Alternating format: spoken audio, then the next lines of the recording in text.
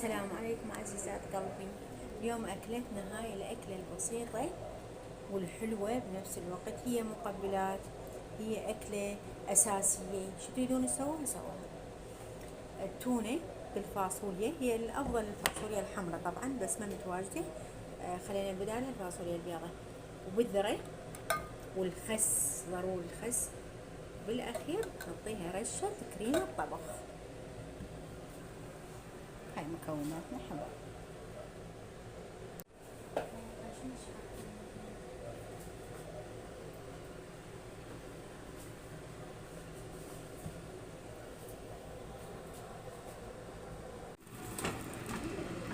هاي الأكلة جميلة حبايبنا. خلينا كمية من الخس المفروم،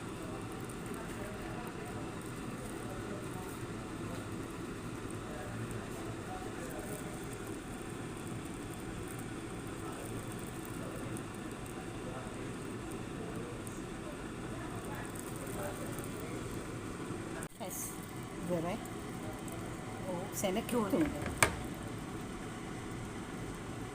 يفضل الفاصوليا الحمراء بس حسب الموجود، حسب غذيناها المواد، يعني غزاف وغزاف. هسه خس،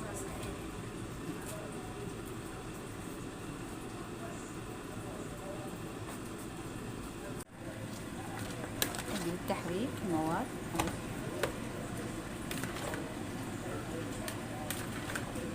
بما انه سمك التونة بكثرة راح نخليه من العلبة الثانية. هي الافضل طبعا سمك التونة ذاك المربعات، تصير الشريحة مالته اكبر من هيك، بس عادي يعني. حبب هاي العلبة الثانية، علبة سمك التونة. تونة كلش طيب يطلع هيك، والأكلة كلش صحية ولذيذة جدا،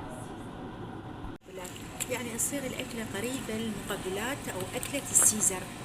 مرات السيزر نستخدمها كأكلة يعني أساسية يعني، واللي يحبها مقبلات هاي كل واحد.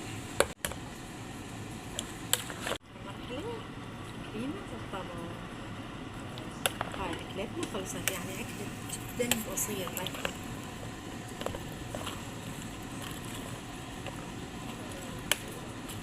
هذه أكلتنا اليوم، والأساس مالتها تونة بالذرة والفاصوليا.